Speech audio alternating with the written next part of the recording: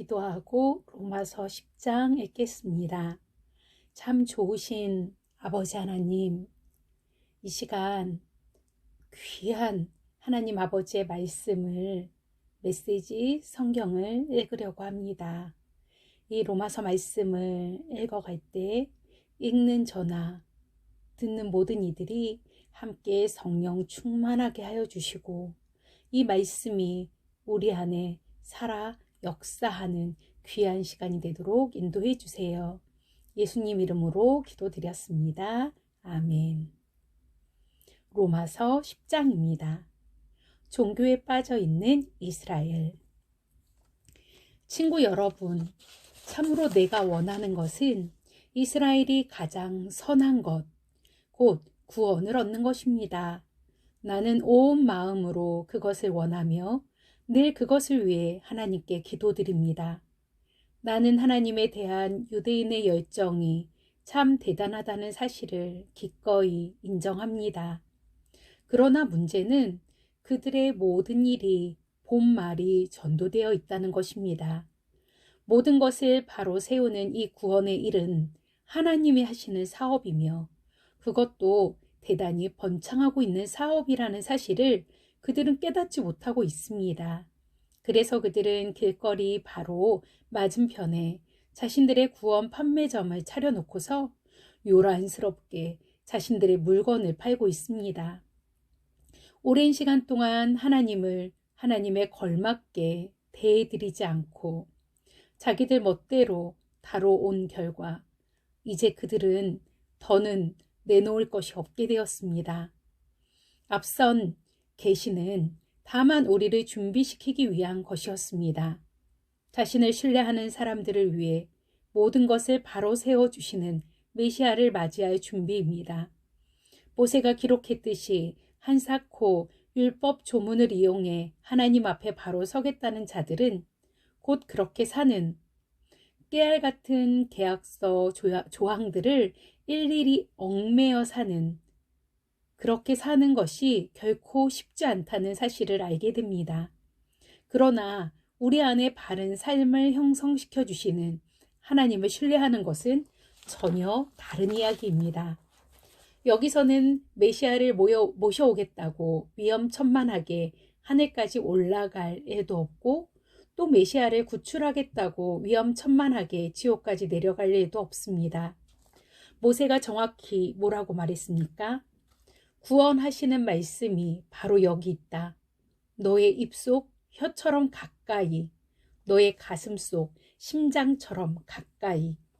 이 말씀이란 우리를 위해 모든 것을 바로 세워주시며 일하시는 하나님을 받아들이는 믿음의 말씀을 말합니다. 우리가 전하는 메시지의 핵심이 바로 이것입니다.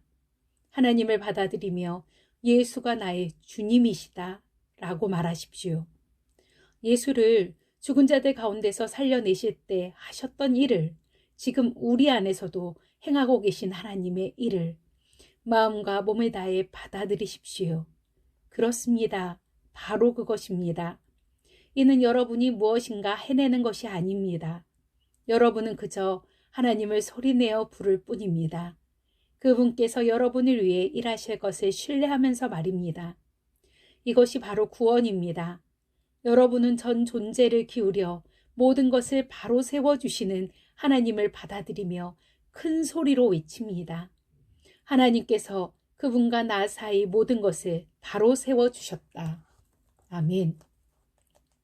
성경도 우리에게 확신을 심어줍니다.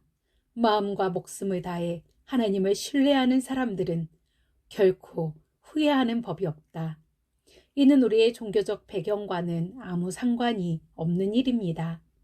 우리 모두에게 동일하신 하나님께서 소리쳐 도움을 청하는 모든 사람들에게 믿을 수 없을 만큼 동일하게 풍성히 베풀어 주십니다. 하나님 도와주세요 하고 외치는 사람은 누구나 도움을 얻습니다. 하지만 누구를 신뢰해야 하는지 모른다면 어떻게 도움을 청할 수 있겠습니까? 신뢰할 수 있는 그분에 대해 들어보지 못했다면 어떻게 그분을 신뢰할 수 있겠습니까? 말해주는 사람이 없다면 어떻게 그분에 대해 전해 들을 수 있겠습니까? 또한 보냄을 받은 사람이 없다면 누가 그분에 대해 말해주는 일을 하겠습니까? 그러므로 성경은 이렇게 외칩니다. 숨막히는 저 광경을 보라. 하나님께서 행하신 온갖 좋은 일을 들려주는 사람들의 저 장대한 행렬을. 그러나 모든 사람이 다 말씀을 받아들일 준비, 보고 듣고 행동할 준비가 되어 있는 것은 아닙니다. 이사야도 우리 모두가 다 한 번씩은 던질 법한 질문을 던졌습니다. 하나님, 누가 관심을 보입니까? 이 말씀에 귀 기울이고 믿는 사람이 누가 있습니까? 중요한 것은 이것입니다. 신뢰할 수 있으려면 먼저 귀 기울여 들어야 합니다. 그러나 귀 기울여 들을 것이 있으려면 먼저 그리스도의 말씀이 전해져야 합니다. 그러나 이스라엘의 경우는 지금 일어나고 있는 일에 대해 듣고 깨달을 수 있는 기회가 정말 충분히 있지 않았던가요? 전하는 사람들의 목소리가 온 세상에 울려 퍼졌고 그들의 메시지가 땅에 칠대양까지 미쳤다. 그러므로 중요한 질문은 이것입니다. 왜 이스라엘은 이 메시지에 대한 독점권이 자신에게 없다는 사실을 깨닫지 못했던 것일까요? 다음과 같이 예언한 모세가 바로 보았습니다. 여러분은 하나님께서 여러분이 낮추어 보는 사람들, 이방인들에게 다가가시는 것을 보게 될 것이고 질투심에 미칠 것입니다. 여러분은 하나님께서 여러분이 종교적으로 하등하다고 여기는 사람들에게 다가가시는 것을 보게 될 것이고 울화가 치밀 것입니다. 이사야는 담대하게 하나님의 말씀을 이렇게 전합니다. 나를 찾지도 않던 사람들이 나를 만났고 받아들였다. 나 또한 나에 대해 묻지도 않았던 사람들을 만났고 받아들였다. 그러고는 분명한 고발로 마무리 짓습니다. 날이면 날마다 나는 두 팔 벌려 이스라엘을 불렀건만 이런 수고에도 내게 돌아온 것은 냉대와 차가운 시선뿐이었다. 아멘. 기도하겠습니다.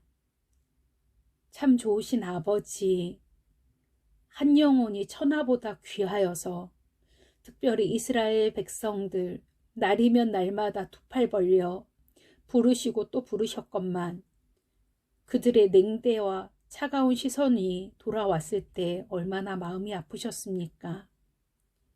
유대인들은 열심은 있지만 하나님에 걸맞게 대해드리지 않고 자기들 뜻대로 그렇게 하나님을 대했을 때 얼마나 마음이 아프셨습니까? 하나님, 그렇지만 바울은 이들을 포기하지 않고 이들에게 또 전하고 또 전합니다. 하나님께서 참으로 원하시는 것은, 그리고 가장 선한 것은 바로 구원을 얻는 것이라고. 바울이 온 마음으로 이스라엘의 구원을 원했고 또 그것을 위해 하나님께 기도드렸음을 보게 됩니다. 그리고 목이 터져라 또 외칩니다. 하나님을 받아들이며 예수가 나의 주님이시라고 말하십시오. 예수를 죽은 자들 가운데서 살려내실 때 하셨던 일을 지금 우리 안에서도 행하고 계신 하나님을 온몸으로 온 마음으로 다해서 받아들이십시오. 우린 그저 하나님을 소리내어 부르기만 하면 됩니다. 하나님이 우리를 위해 일하실 것을 신뢰하십시오. 이것이 구원임을 깨달은 바울은 또한 이렇게 목이 터져라 외침을 보게 됩니다. 아버지 하나님, 전하지 않으면 어찌 듣겠습니까? 그리고 어찌 반응하겠습니까? 아버지 하나님의 영혼 구원하는 그 귀한 마음, 또한 바울에게 주신 영혼 사랑하는 그 마음, 그리고 그 선포, 예수님이 나의 주인이십니다. 나는 하나님을 받아들입니다. 그래서 나는 하나님의 자녀가 되기 원합니다. 그리고 예수님이 죽은 자들 가운데 살려내실 때 하나님이 일하신 것 지금도 우리를 위해 일하심을 믿습니다. 라고 우리가 먼저 그렇게 고백하게 하시고 이 고백을 만나는 모든 이들에게 기쁨으로 나눌 수 있는 저희가 되도록 우리를 붙들어 세워주세요. 지금까지도 세워주신 하나님 온전히 신뢰하고 그리고 앞으로 세워주실 그 주님을 온전히 신뢰하오며 참 좋으신 예수님의 이름으로 간절히 기도드렸습니다. 아멘. 함께 복음을 살아요. 또 만나요.